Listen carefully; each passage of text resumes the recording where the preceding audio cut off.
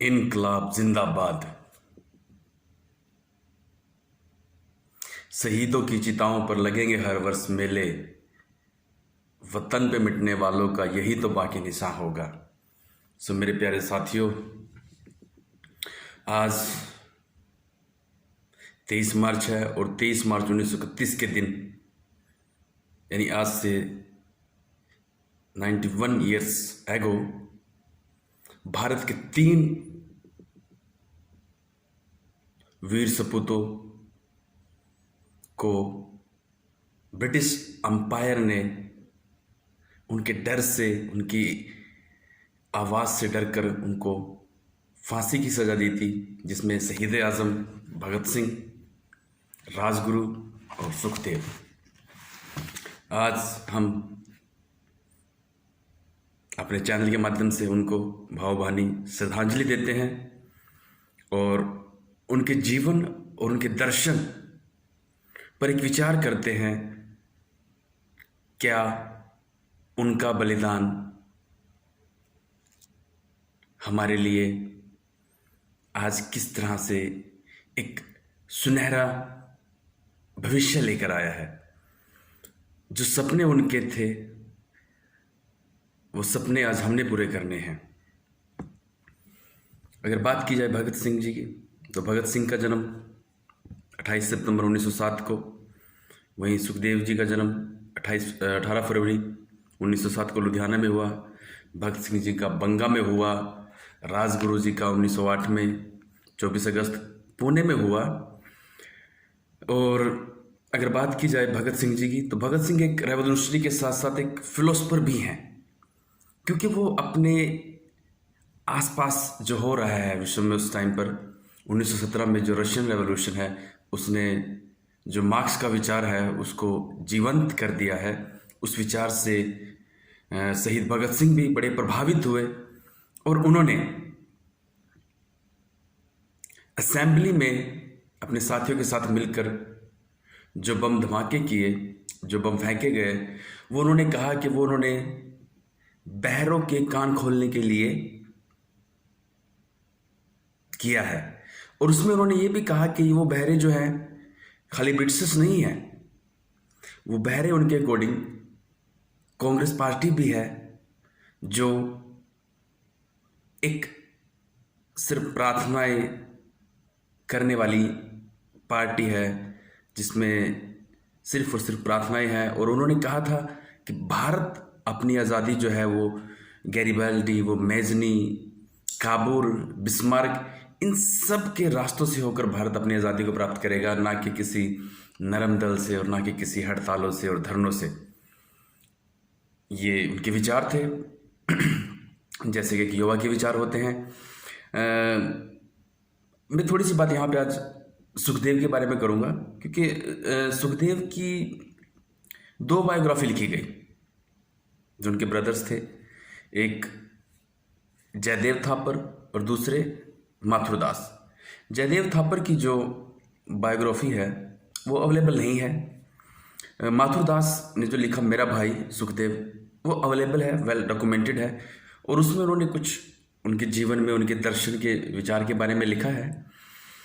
और वो कहते हैं कि जब सुखदेव और भगत सिंह जेल में थे तो उन्होंने एक दूसरे से पत्राचार भी किया, और उस पत्राचार में उन्होंने विचार किया कि सुसाइड और प्यार के बारे में वो विचार करने लगे कि कैसे ये जो जेल का जीवन है ये कितना दुर्गम जीवन है, यहाँ पे कितने यातनाएं सहनी पड़ती हैं। क्या इस जीवन से बाहर अगर आदमी इस सफरिंग को नहीं सहन कर सकता, अगर बाहर सुसाइड कर ले वो बेहतर है, ना कि जेल के आने अंदर से। और इस पर उनके विचार एक फिलोसफिकल एजेंडा दिखता है, और जहाँ पे भगत सिंह ये कहते हैं कि नहीं, एक देश की आज़ादी के लिए हमें इन सफरिंग्स को सहन कर कर आगे बढ़ना होगा, और हंसते हंसते अपने जो बलिदान, अपने जो प्राणों की आहुति देनी होगी।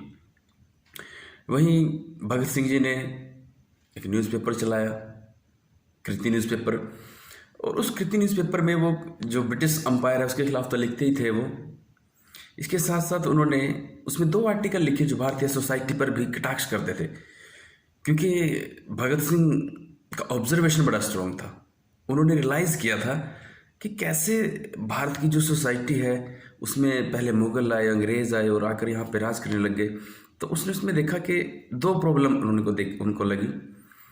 एक प्रॉब्लम ऑफ द अनटचेबल और दूसरा कास्ट एंड रिलीजन। इसमें वो बात करते हैं कि जो भारतीय हैं, खासकर हिंदू, उसमें उन्होंने अपने ही लोगों को अनटचेबल डिक्लेयर कर रखा है, जिनको देखना, जिनको छूना से भी जो है वो सो कॉल्ड अपर कास्ट अपवित्र हो जाते हैं। एक दलित के एक कुएं से पानी लेने से वो पूरा का पूरा जो तालाब है वो अपवित्र हो जाता है।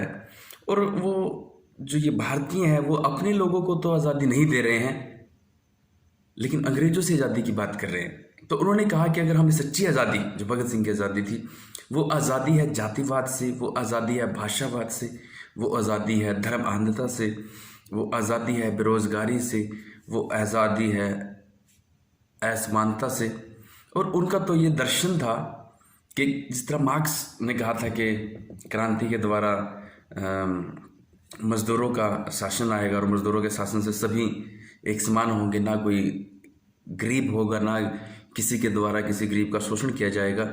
और उन्होंने भी अपनी हिंदुस्तान रिपब्लिक एसोसिएशन को बाद में हिंदुस्तान रिपब्लिक सोशलिस्ट एसोसिएशन बनाया, क्योंकि उनका विचार था कि व्यक्ति के साथ साथ हमें समाज के लिए भी काम करना होगा। और उन्होंने कहा था कि जो जाति है वो बिल्कुल एक इनलॉजिकल है, और जब तक भारत से जातिवाद नहीं जाएगा तब तक भारत जो है वो जो सोने की चिड़िया है और जो उसका पुराना जो मुकाम है वो प्राप्त नहीं कर पाएगा।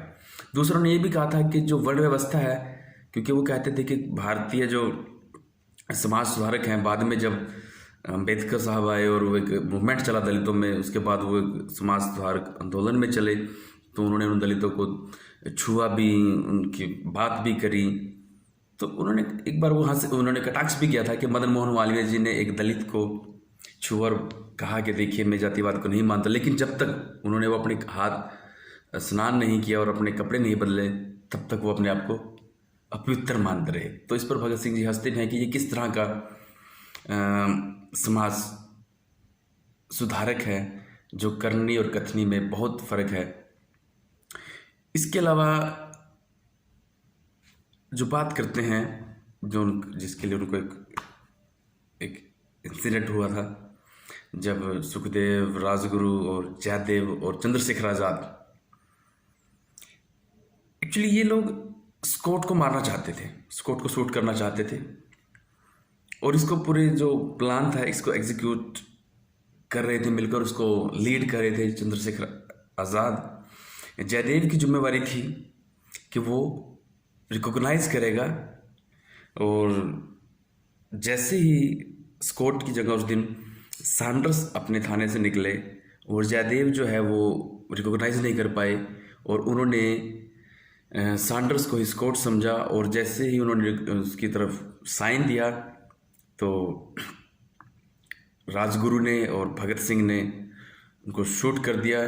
चंद्रशेखर आज़ाद अभी अपनी बात को कहना चाह ही रहे थे कि वो गलत आइडेंटिफिकेशन हो गया, लेकिन तब तक वो लोग उसको शूट कर चुके थे। तो ये भी एक इंसिडेंट है, और मेरा तो यही मानना है कि आज के युवाओं को मैं संदेश देना चाहूँगा इस अवसर पर कि जवानी में बहुत ताकत होती है, और अगर इस जवानी को आज हमें कोई किसी कॉलोनी से नहीं लड़ना है, बल्कि आज हमें जो लड़ाई है हमारी वो बेरोजगारी से है, आज लड़ाई हमारी अनपढ़ता से है, आज लड़ाई हमारी गरीबी से है, आज हमारी जो लड़ाई जातिवाद से है, धर्म अंधता से है, और कहीं ना कहीं हम एक नैरो माइंडेड जो है सोच है उससे भी हमारी लड़ाई है कि हम इन सब से ऊपर उठकर एक नेशनलिज्म, एक गुड नेशनलिज्म और एक इंटरनेशनलिज्म की तरफ जाएं, और जो सपना देखा था एक समान समाज का, एक जिसमें सभी व्यक्ति सम्मानित गौरवान्वित महसूस करें, ऐसे समाज का हम निर्माण कर सके। तो अंत में प्रोफेसर कृष्ण कुमार, देशभक्त यूनिवर्सिटी, आज के इसको पवित्र दिन ही कहूँगा, हम इन शहीदों को नमन करते हैं को श्रद्धांजलि देते हैं और हम युवा शपथ भी करते हैं कि हम इनके सपनों को पूरा करेंगे, साकार करेंगे। एक भारत श्रेष्ठ भारत। जय हिंद।